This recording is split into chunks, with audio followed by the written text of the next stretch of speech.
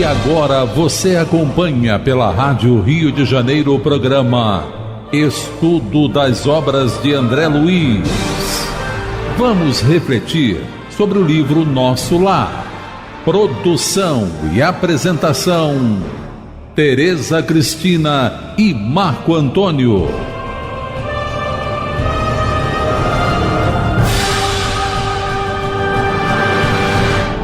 Olá, caros ouvintes da Rádio Rio de Janeiro. Vamos começar mais um programa do Estudo das Obras de André Luiz. Estamos estudando atualmente o livro Nosso Lar, que foi psicografado por Francisco Cândido Xavier, pelo espírito de André Luiz. Amigos ouvintes da emissora da Fraternidade, Rádio Rio de Janeiro, novamente estamos aqui, com a permissão de Jesus, para darmos continuidade ao nosso estudo. No programa passado, nós continuamos a comentar sobre o que estava dizendo o ministro Benevenuto, recém-apresentado ao André Luiz, uma conversação com outros grupos de visitantes sobre o auxílio aos espíritos e locais, a situação onde está ocorrendo a Segunda Guerra Mundial. E ele fala novamente, ele reitera a diferença do serviço que é dos espíritos em uma situação de paz e numa situação de guerra. Ele comenta que a posição está muito distante da capacidade de resistência dos servidores que se habituam ao serviço da guerra, se encontram no serviço lá no campo de batalha, né? Na área de operações, né? Fazendo um termo mais técnico. E as tarefas de assistência funcionam perfeitamente, a despeito do ar asfixiante saturado de vibrações destruidoras. Comentamos sobre isso, sobre essas vibrações destruidoras que são emitidas pelos encarnados e pelos desencarnados também. Aqueles que estão fazendo a guerra e aqueles que estão sendo vítimas da guerra também exalam vibrações destruidoras. Falamos sobre isso, nós comentamos o que está no livro Mecanismos da Mediunidade, de André Luiz, também no seu capítulo 4, em que ele fala da matéria mental. Porque o nosso pensamento, ele é matéria, ele tem forma, de acordo com aquilo que nós pensamos. E ela se conjuga, se afina com outros tipos de forma. Basta ter afinidade, seja no bem ou no mal. Isso nos leva para o caminho da atitude do bem ou do mal. Então, comentamos sobre isso.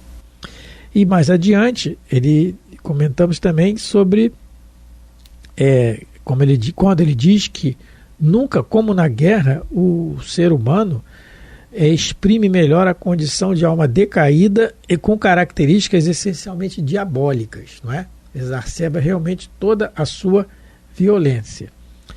E aí, a respeito disso, a gente não comentou, mas eu deixei para comentar agora no início, essa questão da alma decaída. No livro No Mundo Maior, no capítulo 2, um espírito já uma certa envergadura moral, Eusébio, ele faz uma preleção. E no meio dessa preleção, falando da nossa necessidade de evolução, dos nossos reiterados erros em várias encarnações, é muito bonita a preleção dele. Preleção de Eusébio, é o título do capítulo. E lá no meio ele fala assim, o André Luiz cita, que num rasgo de humildade cristã, ele, Eusébio, fala assim, falamos, que ele se incluiu, né? Falamos de todos nós, viajores que extravagamos no deserto da própria negação, de nós, pássaros de asas partidas, que tentamos voar ao ninho da liberdade e da paz, e que, no entanto, ainda nos debatemos no chavascal dos prazeres de ínfima estofa. Teresa deve lembrar até da música, porque essa é uma letra de uma música. Maria de Magdala, lá na casa Maria de Magdala. Se cantava, o coral cantava. Há um tempo atrás que a gente nós frequentamos lá. Então é uma letra de uma música muito bonita. Eu não vou cantar por falta de caridade aqui, né? Então, mas tudo bem, mas é isso que ele está dizendo. Então somos esses viajores no deserto da própria negação, negando muitas vezes a nossa individualidade como filho de Deus, herdeiros do universo. E partimos para a violência. Por isso que somos pássaros de asas partidas. Então a asa do conhecimento e a asa da bondade, do amor, né?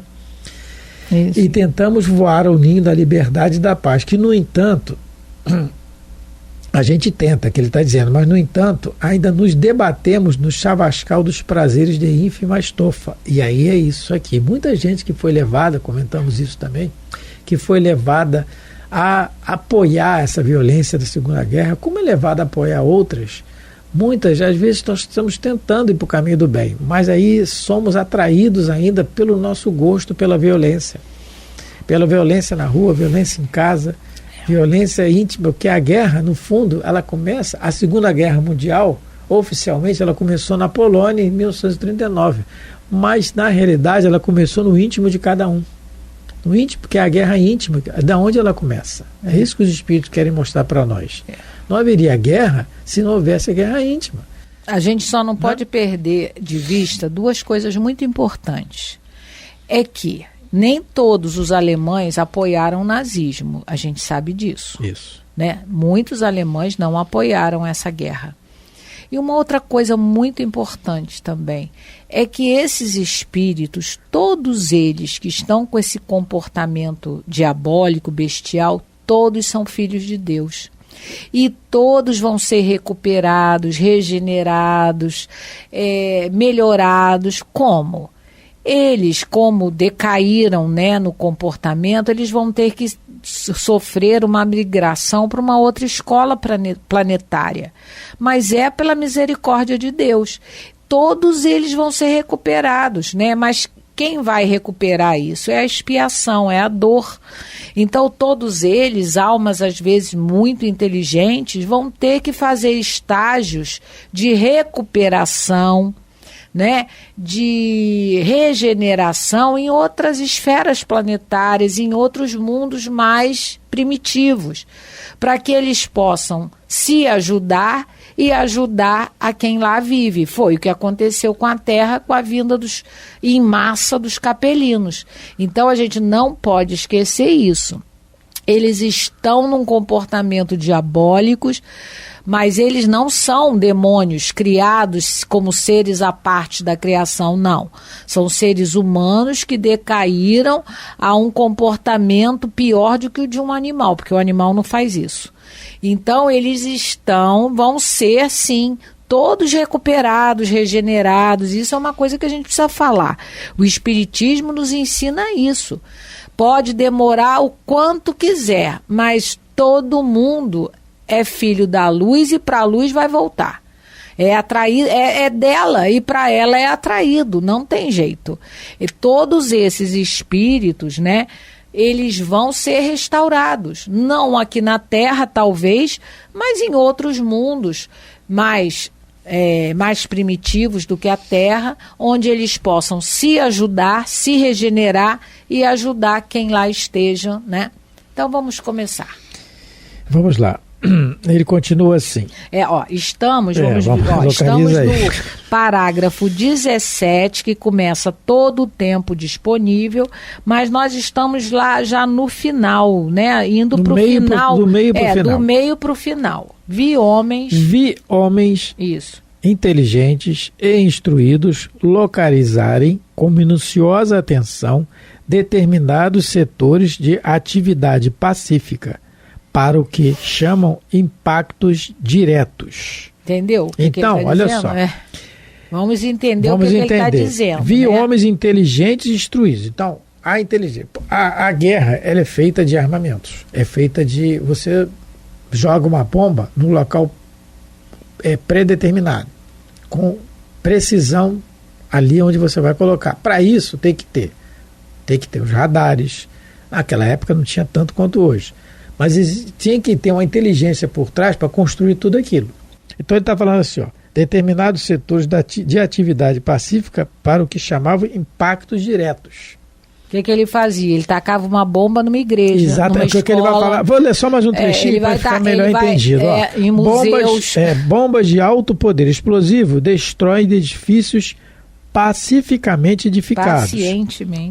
Pacientemente edificados. Tá, jogavam bombas em escolas, em museus, em hospitais. A gente não está vendo isso agora? Isso, exatamente. Que aconteceu há pouco tempo, né? na Ucrânia, em outros lugares. Então, eles chamam... Mas isso, meu Deus, eles não... são lugares civis. Quer dizer, isso é um comportamento bestial. Isso é um comportamento diabólico. Você jogar uma bomba num lugar que não tem nada a ver lá com a guerra. Ali é um hospital, né? Vamos supor, é uma escola. Mas é aonde você vai enfraquecer. É o tal do impacto direto. Porque você enfraquece o, entre aspas, inimigo. Isso, olha então, só, né? Técnica de guerra. Agora, isso é missão. Aí que tá. Ele fala de homens inteligentes e instruídos. No Evangelho segundo o Espiritismo, no capítulo 7, bem-aventurados os pobres de espírito, no item número 13, Allan Kardec coloca a mensagem do Espírito Ferdinando, o Espírito Protetor, intitulada Missão do Homem Inteligente na Terra. Então, qual é a missão do homem inteligente na Terra? É fazer bomba? Porque, assim... Fazer bomba e tacar no hospital? Já falamos anteriormente que os espíritos nos dizem que tudo que tem aqui é cópia imperfeita do que tem lá, do outro lado, né? No plano espiritual. Tanto superior quanto inferior. Exatamente. Por exemplo, o laser é excelente para cirurgia, né? A cirurgia de laser é uma precisão tremenda. Temos agora já em diversas áreas o laser sendo usado para cicatrização, desenvolvimento de tecidos, etc., dependendo do tipo de laser que você usa. Mas ele é usado para precisão na arma, mira a laser, por exemplo, e outras coisas mais. Mas aí ele diz assim no item 13, missão do homem inteligente na Terra. Não vos ensoberbeis do que sabeis, porquanto esse saber tem limites muito estreitos no mundo em que habitais. Já começa aí, você não sabe tudo. É o que a frase muita gente conhece, né? De Sócrates, quanto mais sei que nada sei, né? Mais adiante ele diz assim, se Deus, em seus desígnios, vos fez nascer no meio onde pudestes desenvolver a vossa inteligência, é que quer que a utilizeis para o bem de todos. Então, olha a missão do homem inteligente. É usar a inteligência para o bem de todos, não para o mal. É uma missão que vos dá, pondo-vos nas mãos o instrumento com que podeis desenvolver por vossa vez as inteligências retardatárias e conduzi-las a Ele, a Deus. Então, toda vez que nós usamos a inteligência para ajudar o outro, nós estamos ajudando inteligências retardatárias e conduzir a Ele. Quando um professor dedicado ajuda quem não pode, muitas vezes pagar uma escola, ele está usando a inteligência dele para ajudar o outro.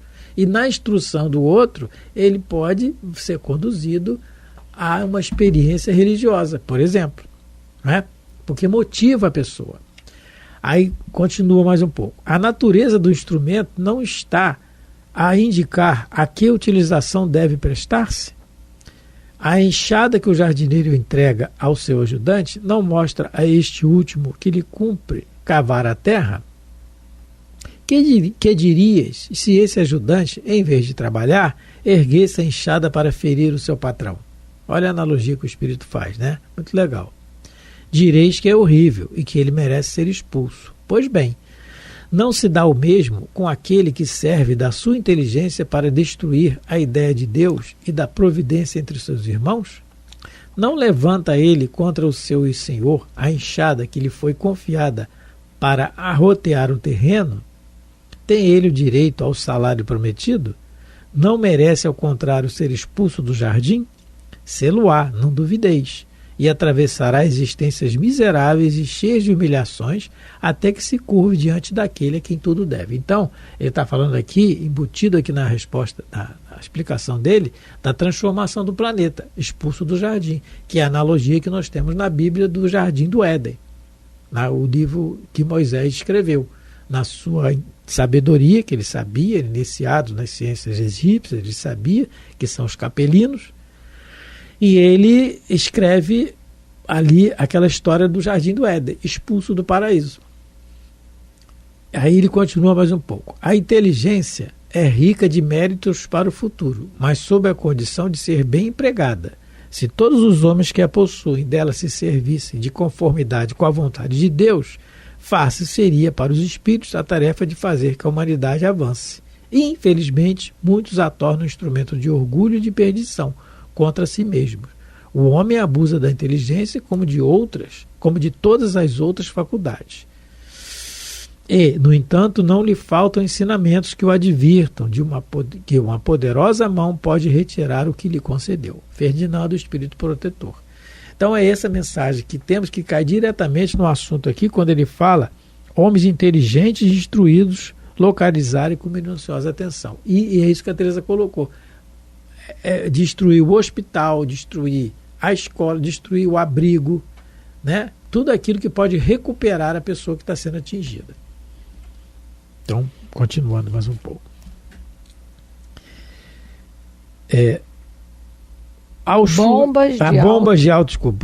Bombas de alto poder explosivo destroem edifícios pacientemente edificados. E ele não está detalhando aqui, e a gente sabe dos horrores que tem por trás da invasão, da guerra, né?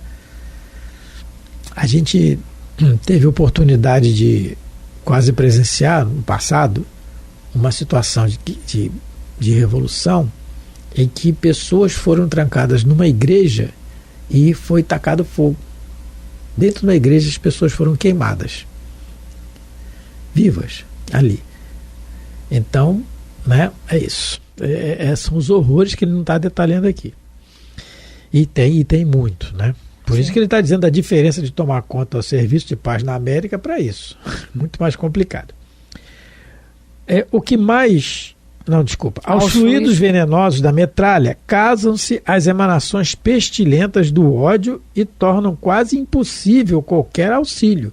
Porque é isso. Você, como eu disse agora, você trancafiado numa igreja, uma turma de gente toca fogo e você queimado vivo, como é que você vai desencarnar? Né? Com a bênção de Deus. E os parentes de quem estava ali dentro. E outra coisa, os parentes que estavam ali dentro. Mães com crianças pequenas. Mães grávidas. E como é que fica? Né? Então, é o que ele está falando aqui, ó. As emanações pestilentas do ódio. De todos os lados. De quem está com a arma, de quem está sem a arma. Agora, vamos fazer uma observação para a nossa meditação. Nós estamos falando aqui da Segunda Guerra Mundial, em que os agressores não tinham os principais, eles não tinham aquela vontade, percepção religiosa em Jesus, em Deus, não tinham isso. Mas não vamos esquecer de um passado distante, mas nem tanto, das Cruzadas. Da Inquisição. E depois da Inquisição, em que nós, porque nós somos reencarnacionistas, nessa época, muitos de nós, em nome de Jesus, invadimos a, entre aspas, Terra Santa, como se santa não fosse todos os lugares, a Terra é santa, porque é construção de Deus, construção de Jesus, invadimos para libertar o túmulo de Jesus, que já estava vazio. Mentira, era para roubar os tesouros do Oriente. E matamos em nome de Jesus com a cruz no peito. Tão violento quanto essa Segunda Guerra. E depois a Inquisição. Então, quando a gente for criticar, lembremos de nós. Então, o que a gente tem que treinar é orar principalmente pelos agressores. Qualquer que seja a guerra. Falamos da Segunda aqui, mas estamos atualmente em guerra em vários países. Nunca deixamos de ter. Não é? De tê-las, né? Só essa observação para a gente lembrar. Aí continua. O que mais me contristou, porém, foi a triste condição dos militares agressores, quando algum deles abandonava as vestes carnais, compelido pelas circunstâncias. Isso é muito interessante, porque, compelido pelas circunstâncias, os militares agressores, ele vai explicar mais adiante, mas imagina a questão do ódio. E muitos, é como a Teresa falou agora, muitos não queriam estar ali. Muitos não queriam estar naquele exército. Estavam compelidos pela situação. A gente tem vários filmes a respeito disso. Tem um filme muito interessante que eu queria passar aqui, para quem não viu e veja, é uma história real. Real mesmo, tem documento sobre isso. Até o Último Homem. É na Segunda Guerra mesmo, em que um soldado, ele se alista mas ele é americano. É americano, ele vai à guerra. Mas ele é religioso. Ele é religioso. E tem religiosidade. E ele se nega, ele quer dar um exemplo. O que ele quer? Ele quer dar um exemplo. Muito legal o filme. Até o último homem. Ele se nega a atirar. Ele não então, usa arma. Faz um treinamento e ele se nega a atirar, porque tem que atirar. Fuzil, treinamento, tem que ir na guerra, tem que atirar. Aí começa, muito bem feito o filme, com excelentes atores.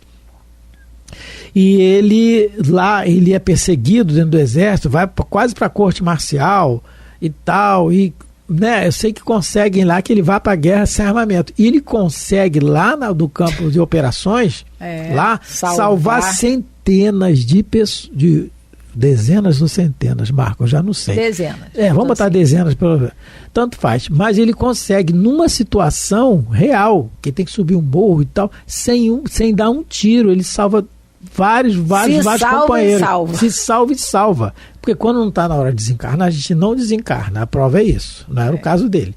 Então ele sofre muito. Quando ele começa a salvar o primeiro magote de soldados, ele consegue salvar numa situação lá, mas eu vou explicar aqui, é muito detalhado, ele toma um respeito de todo mundo.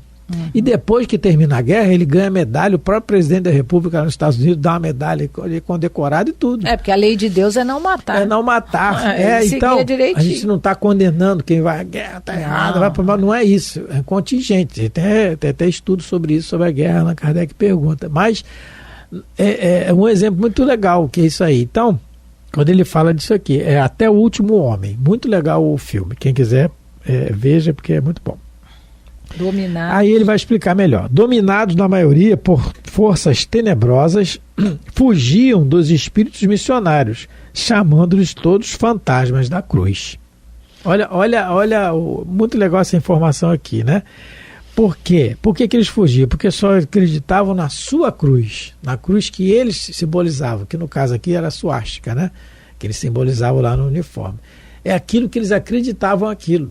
É como nós vemos em vários livros, inclusive no livro mais detalhado, no livro Obreiros da Vida Eterna, também é um bom exemplo, daqueles espíritos que estão lá nas trevas e a caravana passa ali jogando faixas luminosas para socorrer, mas muitos não querem ser salvos, não querem, mandam embora e expulsam. Não queremos. Então é aquilo, é o espírito que não acredita ainda na verdade, não acredita. Como a gente acontece aqui encarnado. A pessoa tem o prazer de ser violento, ele não acredita na conduta do bem.